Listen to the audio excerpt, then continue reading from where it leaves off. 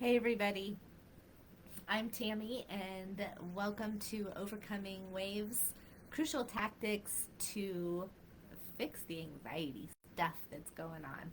Um, Welcome, and it is Tuesday. I like to go lives every Tuesday. I'm going live a little bit later today. Gotta tell you, I'm um, sick. So just that, the throat thing. So and the fogginess, which is likely going to come across in this podcast. So I apologize ahead of time. You know when you have like a cold or I don't know what I have, flu. I don't know, achiness and you just can't think straight. I have that. So buckle up because here we go. Um, so today I wanted to talk about um, the those 2 a.m. and 2 a.m. panic attacks. Do you ever get those? Like you're you're sleeping, you go to bed, everything's pretty fine, in your mind you're thinking everything's fine. And then it's like 2:30 and it's like whoom, you just like sit up in bed, full on panic attack.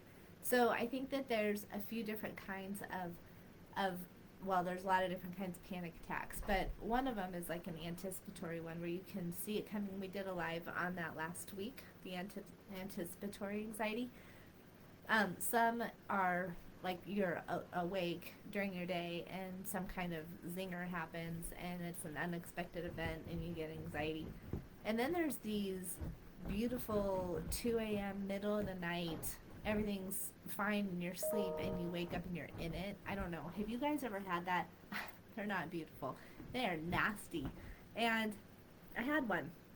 So I thought, oh God, this is going to be a good live because if you've ever experienced something like that before, sometimes I'm like, well, you have all these like opportunities to calm yourself and get your thinking together and take your breaths and slow everything down.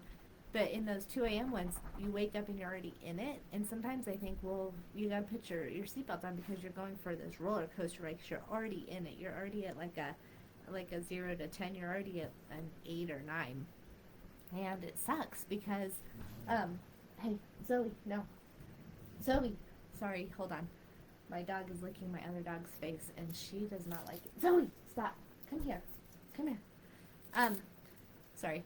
So so yeah, it like you don't have any warning, so you can't even prepare yourself. You can't even like do all your coping mechanisms that we talked about to put into place.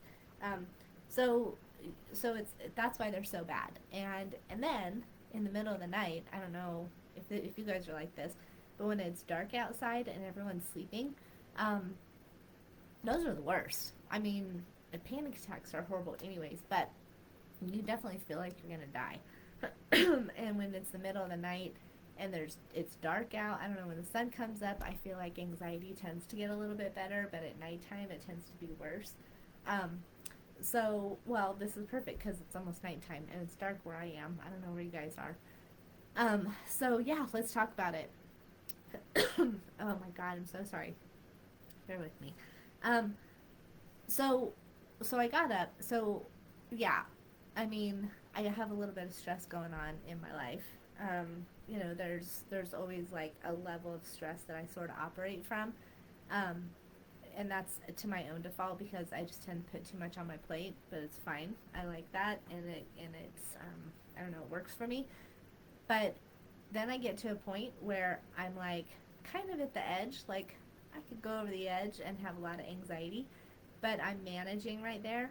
And then it's almost like a few things get sprinkled on top, and it's just like I'm hanging on with my fingertips.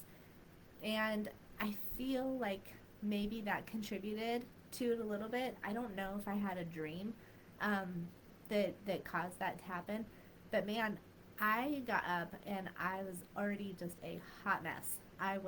My heart was racing, I was running to the bathroom, um, cold, clammy, dry mouth, like all the symptoms, all the classic symptoms. I tend to get it in my stomach, that anxiety feeling. It's almost like a tightness or like butterflies, or I feel like electricity is kind of going through my body. Is are some of the ways that I feel it, and I was like, check, check, check, they're all there. So I had a little chit chat with myself, and I was like, Tammy, you're either going to full on go through this and absolutely hate it, and it's going to last for a while, or you're going to make a shift. And I feel very fortunate because I am a counselor, because I've been working with people with anxiety for decades, because I have a series of steps that I follow for myself and what I encourage my clients to do. So I feel very fortunate that I have this checklist, and you know, until I really solidified this checklist, it would, all of my clinical skills would go out the window if I had a panic attack. And I don't know why, it just, like, they would be gone. But the more I've trained myself, the more they're here, they're not here. I have to pull them to the front. I have to go find them, because when you're in that panicky mode, you've got the two sides of your brain. You've got your left brain and you've got your right brain. And your left brain is all your logic, your right brain is all your emotional stuff. So you can't use both sides of your brain at a high level. When one is really, really active, the other one calms down, kind of goes to sleep, checks out, and it's like a teeter-totter. So when you have a lot of anxiety, your logic tends to go to sleep and it becomes unavailable. And and that's why it's like, if someone were to come in and at that moment say, Tammy, it's not a big deal, like, everything's gonna be fine, like, why are you so stressed? Just don't be stressed, don't think about it. I mean, that just makes me want to gouge someone's eyeballs out when I'm in a panic attack, because it's the least helpful thing ever. Because they're coming at me with a logic sense. Well, my logic is completely unavailable because my emotions are taking over. So at that point, I'm needing someone, if someone was there, I'm needing someone to come in and just say, I got you. It's going to be okay.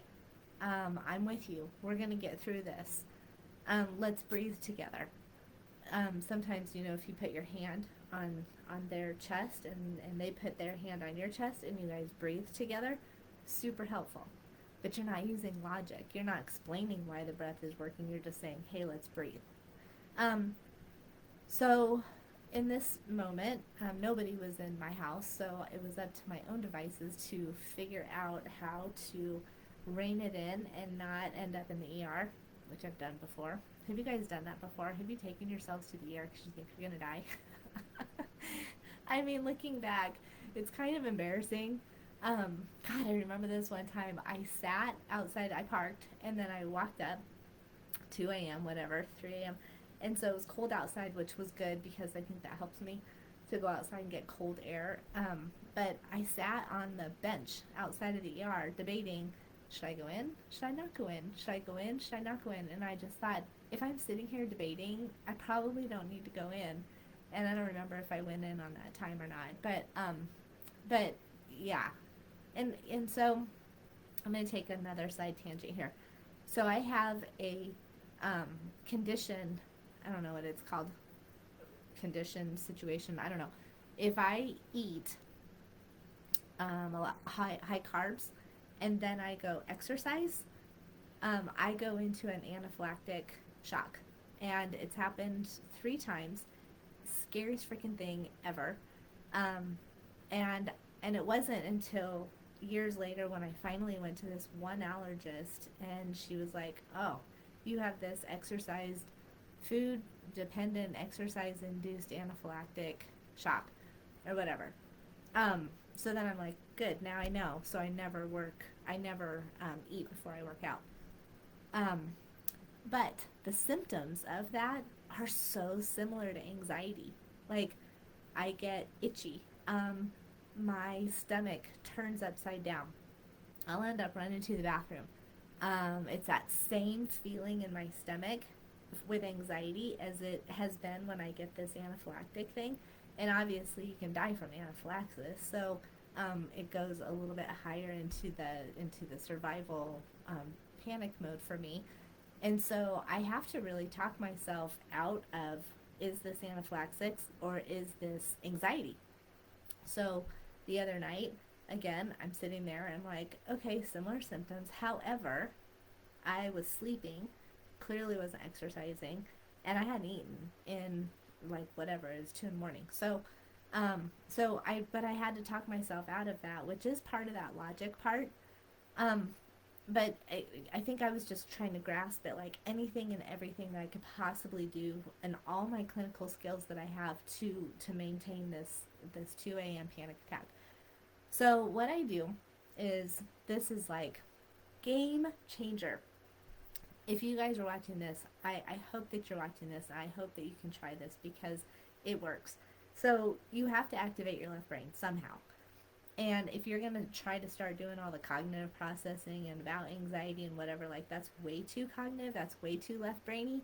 So what I try to do is go through the alphabet, and I have to find animals that go with each letter of the alphabet.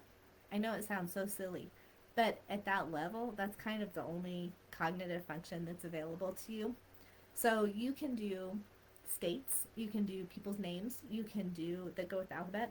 You can do you could do really anything. You could do social security number, you could do people's birthdays, you could do past addresses where you've lived. You can, if you're out, sometimes I'll like count how many people have a red shirt on and how many people have blonde hair or things like that. Like, it's very simplistic logic type thinking. So, um, I went through the alphabet a couple times, and I was still drawn to these. I think I did have. I think it was a dream. Dreams are so funny. I can't remember my dreams a lot of times, but I think it was a dream. And then there was so much reality in the dream that I started, like, obviously applying the reality to my family, and even in my it's like I was awake but in my dream. I don't know. It was really crazy. Um, so I guess that's why it ended up in a panic attack. But so anyways, so I'm going through the alphabet, and then I was like, I need to do something with my phone or my hands. Like, I need to see something because that was too imaginary, and the anxiety stuff was too close to my reality at that moment. So I went online and I did some Sudoku puzzles. Those were fantastic. I think I played another couple games in there, some solitaire or something. And then I was like, okay, like I think I'm falling asleep. So I put my phone down, and then I laid back down, and then bam, there it was again. Like, God, I cannot shake this thing. So ridiculous. And so yeah, so then I did my alphabet thing. I found some music that was very calming. It was like some kind of a chakra meditation music, and I've got a whole playlist that I have set up for moments like this because I need them readily available. So that's another thing I would suggest, is get a playlist of just really, really, really calming music. And I do like those chakra um, music, like, because they're associated with each one of your chakras. So maybe there was like a throat one that came on, or um, your third eye one, or your heart, or whatever it was that came on. I don't remember, but so I was listening to that. I was doing my alphabet. I had already done my Sudoku, and um, finally, I started to fall asleep. And even though it took me a while, I mean, I think I titled this like quick fix. It's kind of a lie. It's not a quick fix, but holy cow, it's way better than a trip to the ER or whatever. So it did take about an hour and a half, I would say, to really calm down and to finally get back to sleep. So it's okay. But I also didn't get to like a 10. I probably stayed between, like, I fluctuated between maybe a 6 and an 8. Probably woke up in an 8, went down to a 6, a 7, 8, maybe a 9, came back down. So it wasn't like it was full on the entire hour and a half or 2 hours, whatever. It was like it would calm down and then it would come back up, just like emotions do, because that's what they do. They're emotions. And so I don't know. I believe so much in the coping mechanisms, and I know in my heart of hearts, I'm the one that creates my own anxiety. I'm in control to make it go away. You create your own anxiety. You can make it go away. But you have to trick your brain, because your brain loves drama. It will go out and find all kinds of things. And that's exactly what I did. I was like, yeah, but what if this? oh yeah, but what if this totally unrelated? Maybe I'll go over here and get on the news and start learning about where we are in the world. Like that's super helpful. No, but that's just what we do. That's what our brains are craving at that moment, and it's so hard to tame that down and put a very tight container on top of that. But when you do, when you can figure out ways to harness that in, oh man, it's empowering. And then of course I wake up the next morning exhausted, but looking back I was like, God, that was so silly. It was just silly. And that's how you always feel after something like that. And I think that it's hard for people to talk about. Hold on. Ouch, ouch, ouch. Um, it's hard for people to talk about um, anxiety because it's kind of embarrassing. I mean, I'm not embarrassed to talk about it because I talk about it all the time. And I think probably there was a moment when it was embarrassing because I am a counselor. Like, I'm supposed to have my shit together. I'm human also. I have kids, I have family, I have stresses, I have animals, I have parents, I've got um I have things that I worry about also. So no one is really immune to um, panic and anxiety, but you got to see it, you got to recognize it, having that awareness, and then putting some coping mechanisms into place. So um, this is, I think I told you guys I'm writing a book. Super excited about it. It is not, well, I, I'm in chapter 5 still, so I think I've got 5, 6, and 7. I think I'm gonna have 7 chapters, and but the first four, and then there's a 4B. But I have to figure that out. Anyways, those are already edited. Those are ready to go, and these types of coping mechanisms are sprinkled all through the book, and I just believe in it so much, and I love working with people that are dealing with anxiety because once you get that aha moment and you find something that works for you, like anxiety will take you down. Anxiety will zap your confidence, but when you learn how to manage it, it's a game changer and you are back in control of your life. And it's just I'm so passionate about trying to help people not go to that level of panic um, because it's debilitating and it's awful. So, anyways, try the A through Z thing. I'm gonna give you that little nugget today because I want you to try this. It can be a game changer. Share it with your kids. Share it with your family, and put it into practice. Another little key is that you don't have to wait to have a panic attack to try this stuff. Your anxiety can go along in the day. Like typically it tends to go up towards the end of the day. and but you don't have to wait. Like you could just check in with yourself and do ABCs and animals at the zoo. And then you kind of do a reset, and then your normal stress happens, and then you do a reset, and then you stress, and you do a reset. So you don't have to wait to your. I think it's even more beneficial to keep yourself at like I don't know, 0 is super calm, 10 is way out of control. I think a normal place to be is like a 2, 3, 4. I don't know, normal stresses. So it doesn't mean you can keep yourself in check. So you don't have to wait till it's full on to put your coping mechanisms into place. All right.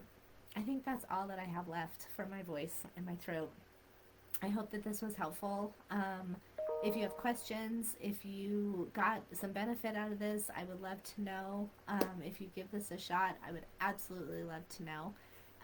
If you've got other coping mechanisms that you've tried activating that left brain, throw them in there. There can't be enough coping mechanisms that we have, and if the more we share what works for us, you just never know who's going to look at that and go, oh God, that's wonderful, I'm going to give it a try. And you could be helping somebody from going to that panic place. So I love the interaction on here. I really appreciate you guys being here, and I will see you next week. All right, thanks you guys. Bye.